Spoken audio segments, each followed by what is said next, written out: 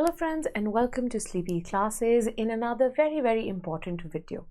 अब इस वीडियो के अंदर हम डिस्कस करेंगे एक बहुत ही क्रिटिकल जजमेंट जो कि रिसेंटली आई है with respect to the economically weaker section के रिगार्डिंग जो रिजर्वेशन हुई थी by the 103rd amendment act.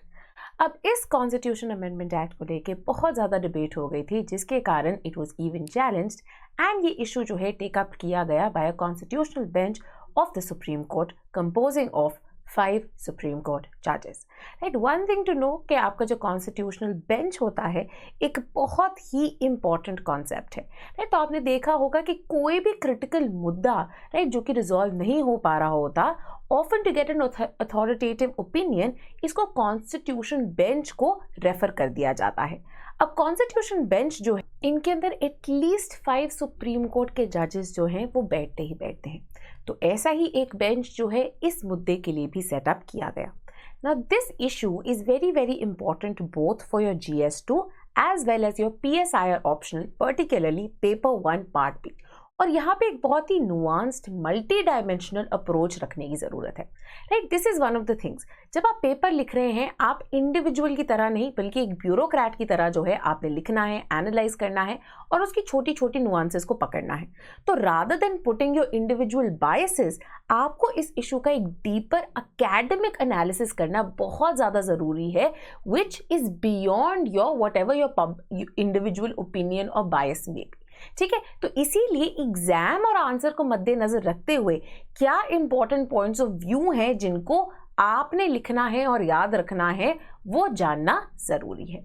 अब 7 नवंबर 2022 को ये एक लैंडमार्क रूलिंग आई जहां पे 3:2 बेसिकली 3 जजेस agreed that the EWS reservation has no problems, is constitutionally valid, does not violate the basic structure doctrine and therefore should be continued, versus a 2-judge minority opinion which disagreed regarding the matter.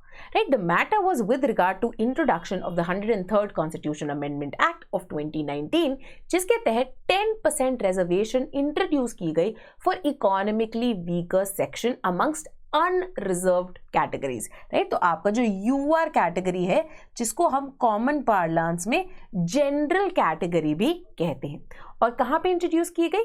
Both in admissions as well as in government jobs.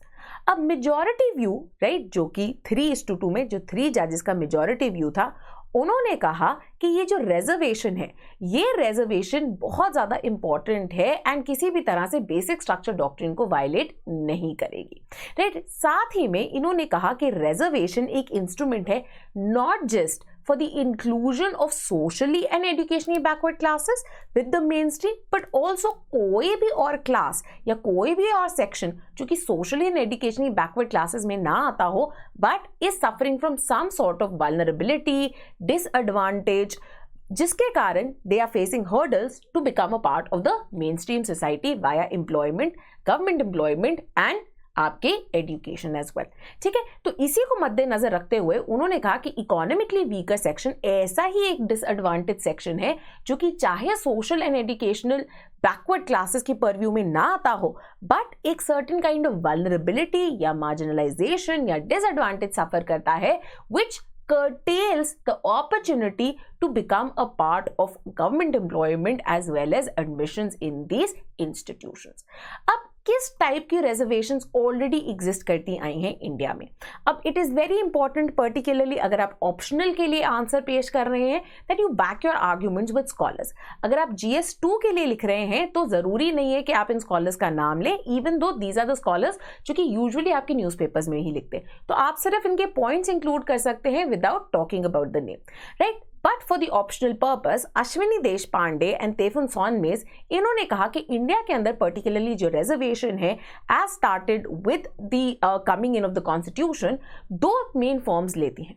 पहली is what you call is the vertical reservation.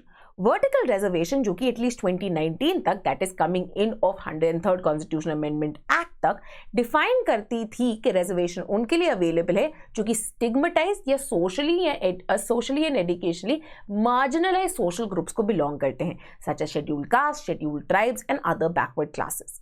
इसके अलावा there is the horizontal reservation जो कि intersectional या cross cutting categories के लिए available है। तो वर्टिकली हायरार्किकल नहीं बल्कि across numerous segments of the population ये जो ग्रुप्स हैं उनको ये ऑफर की जाती है, right. So people like people with disabilities या फिर विमेन को, राइट, इन टर्म्स ऑफ से स्टेट एम्प्लॉयमेंट या फिर इवन ड्यूरिंग आपके जो ग्रास रूट गवर्नमेंट है उनके अंदर विमेन के लिए रिजर्वेशन अवेलेबल है या फिर डोमिसाइल के बेसिस पे कई जगह पे अवेलेबल है, राइट। तो ये क्या, ये हॉरिजॉन्टल रिजर्वेशन कहलाती है।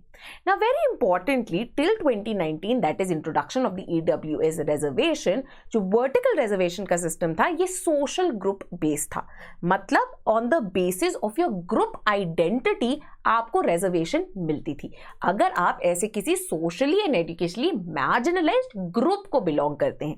However with the coming in of the EWS now they say कि जो आपका vertical reservation है has shifted from a group identity towards individual, right. Individual why, because economically weaker section of society से अगर आप belong कर रहे हैं, इवन यू आर में जनरल में, right, you may belong to varied religion groups और वेरिड कास्ट ग्रुप्स, आपको जो है ये अवेलेबल करा दिया जाएगा। तो यहाँ पे आपकी ग्रुप आइडेंटिटी नहीं बल्कि an individual status of you being economically weaker, that is something which is more important.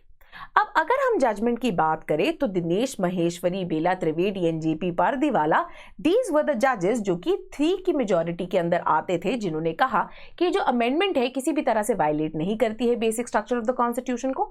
Where is on the other hand 2 जो माइनॉरिटी जजमेंट्स थी इंक्लूडिंग जो हमारे former chief justice of India थे U Lalit and justice S Ravindra Bhat, उन्होंने dissent किया कि देखिए ये जो EWS रिजर्वेशन है इट इज ऑपोजिट और contradictory to the essence of equal opportunity, right. तो अगर हम इंडिया में इक्वल अपॉर्चुनिटी की बात करें, ये हिस्टोरिकल इनजस्टिसेस को रेमेडी करने के लिए बनाया गया था एंड EWS ऐसे किसी भी इक्वालिटी कोड प्रिंसिपल के साथ बिलोंग नहीं करता है।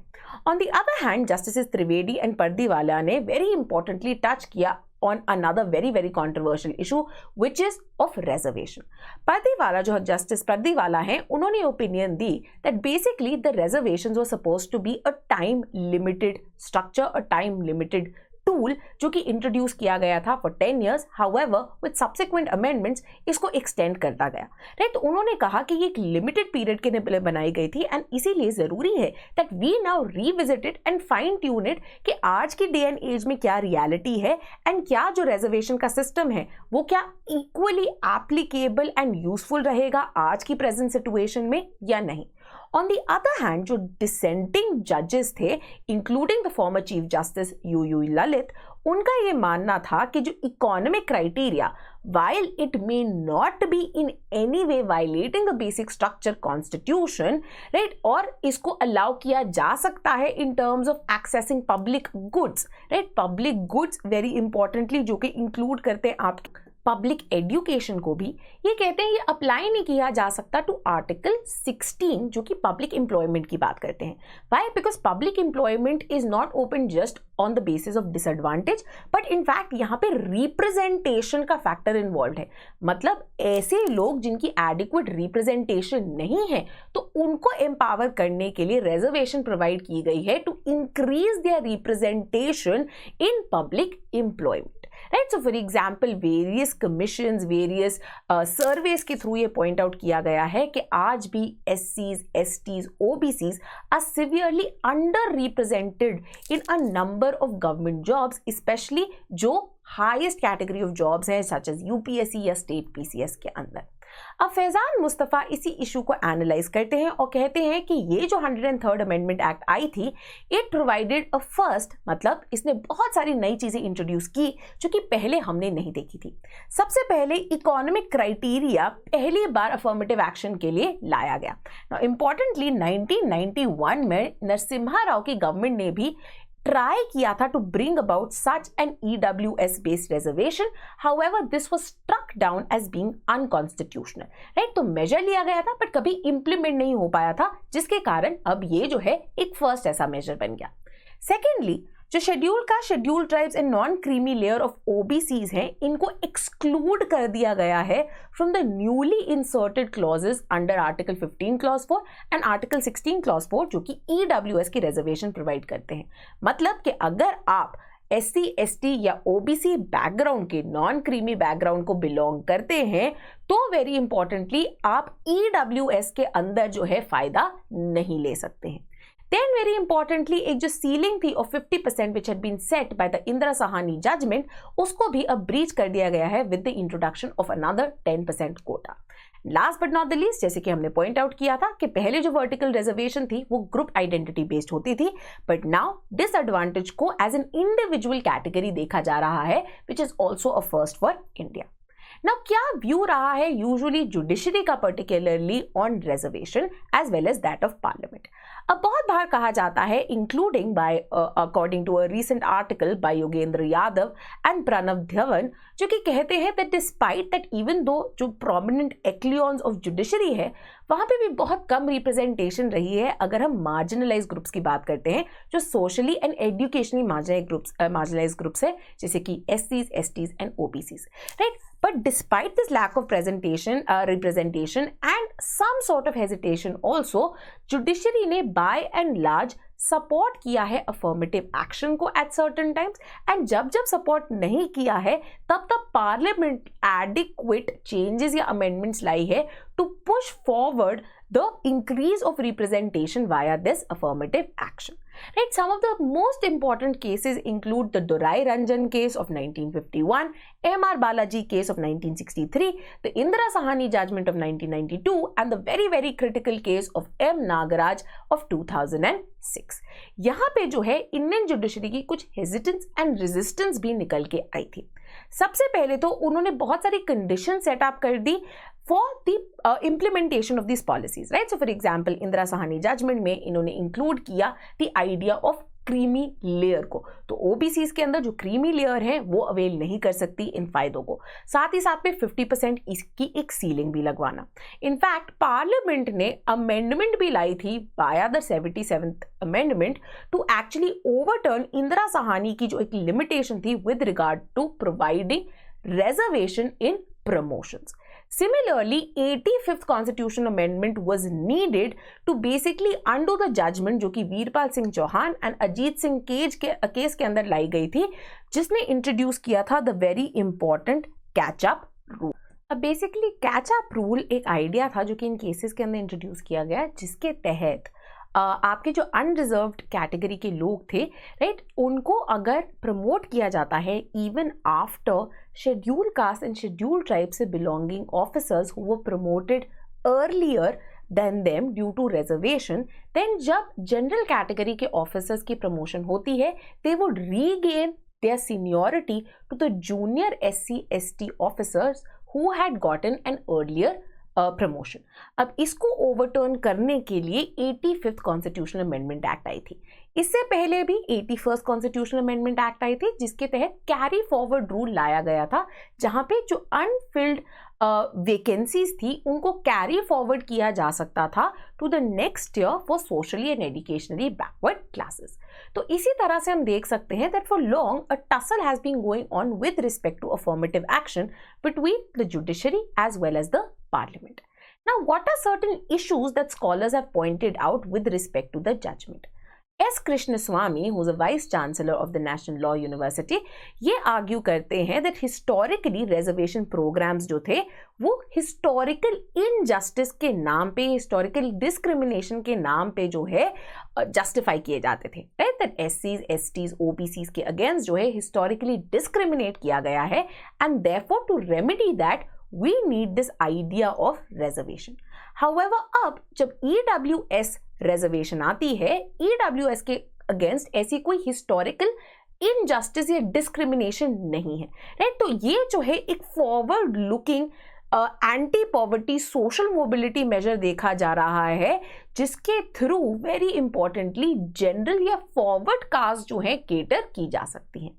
Then very importantly, another issue which was pointed out in the minority judgment by the former Chief Justice U.U. Lalit and Justice Bhatt was the idea that अगर हम reservation for socially and educationally backward groups को देखते हैं, the issue is with regard to lack of representation vis-a-vis their real population in India. Right, so for example एससीज जो हैं around 38% of the population जो है कंपोज करते हैं, STs make up close to 48.4 and OBCs constitute 13.86 of the total population, specially of those जो कि poverty line के अंडर है। तो अगर हम बात करें even the economically weaker section की, तो even those who are poor, a massive chunk of the poor actually belong to these three categories.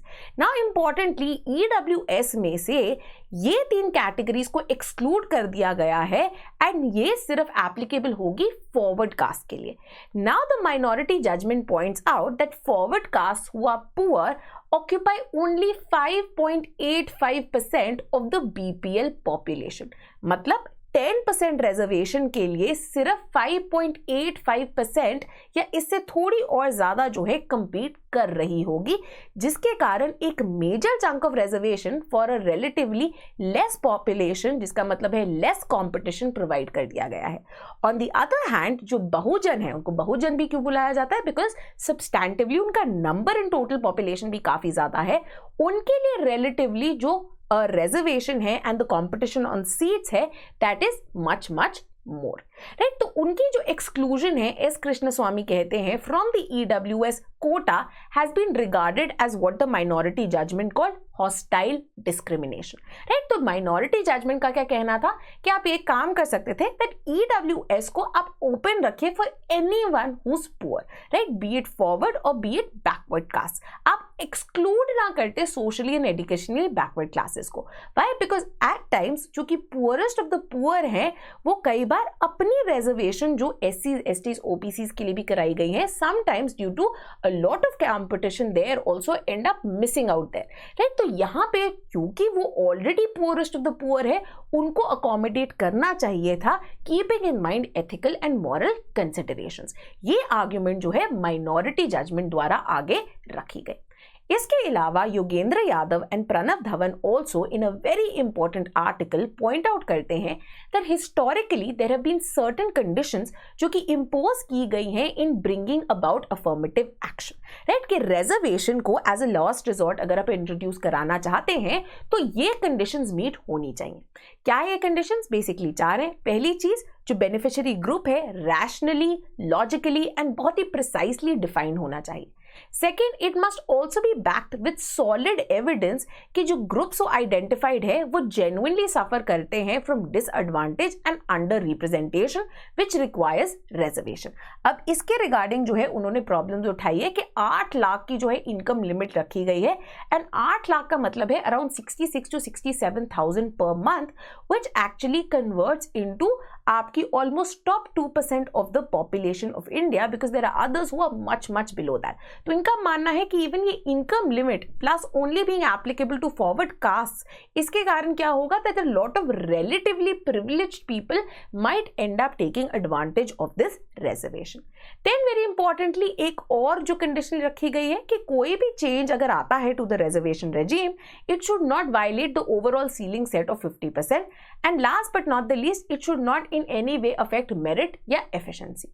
अब यादव एंड धवन का ये मानना है कि ये जो जजमेंट है and the bringing about of the EWS reservation basically in चारों कंडीशंस, इन चारों प्रिंसिपल्स को वायलेट करता है, जिसके कारण it should not have stood the test of this constitutional bench. Right, तो ये कुछ इश्यूज हैं जो कि regarding the judgment point out किए गए हैं।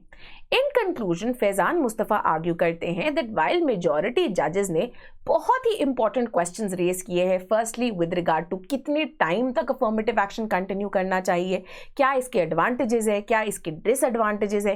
देन वेरी इंपॉर्टेंटली, जैसे कि टाइम एंड अगेन बात की जा रही है of rationalising these reservations as well, right, that there has been a lot of debate that even within the marginalized groups there are varying amount of marginalizations, right? So even within Dalits there are certain categories of Dalit groups which are worse off than other Dalit groups, or the issue of certain reservations being capitalized by only certain groups vis-a-vis others. तो इसके अंदर एक और issue जो कि शुरू हुआ है is the idea of reservation within reservation, जिसको लेके again a lot of debate जो है ये ऑनगोइंग है।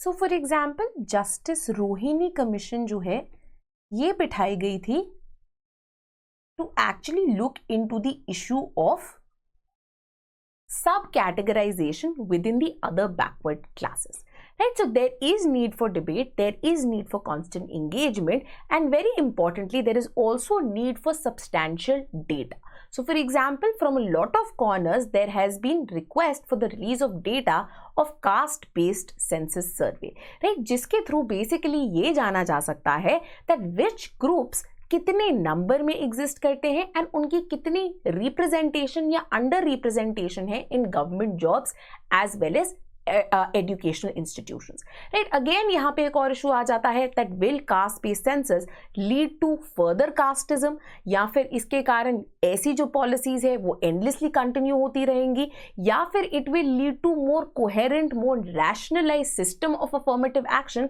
जिसके through the genuinely marginalize and disadvantage sections of the population जो है वो इस पॉजिटिव डिस्क्रिमिनेशन का करेक्ट फायदा उठा पाएंगे, right? This is an ongoing debate. आपका क्या मानना है आप भी इसके ऊपर डिस्कशन कर सकते हैं, right?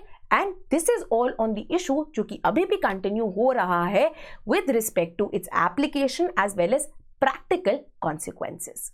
In the end, if you're looking to cover such current affairs very holistically for optional, तो आप हमारा PSIR का करंट अफेयर्स कोर्स भी जो है ज्वाइन कर सकते हैं, जिसके अंदर मंथली करंट अफेयर्स के लेक्चर्स मिलते हैं टॉपिक वाइज जो कि डिवाइडेड होते हैं पेपर वाइज, जिसके अंदर important sources including Indian Express, the Hindu, EPW, project syndicate, foreign policy, ORF, IDSA, इन सारे सोर्सेस से अमेलगमेट करके पेपर वाइज, तो paper 1 part 1, paper 1 part B, paper 2 part A and part B, सबके लिए जो है करंट अफेयर्स कोलेट किए जाते हैं, राइट? जो कि आपके बैकग्राउंड से भी लिंक किए जाते हैं.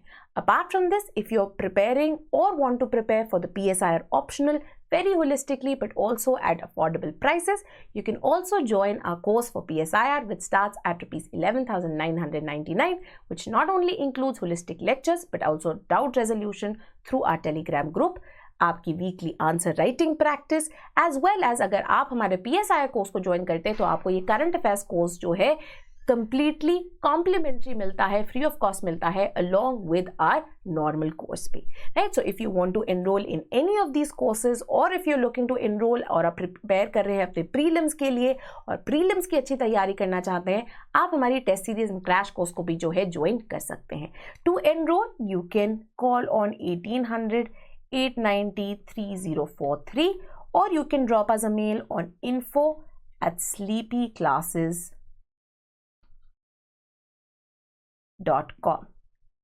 Right? Thank you and see you in the next lecture.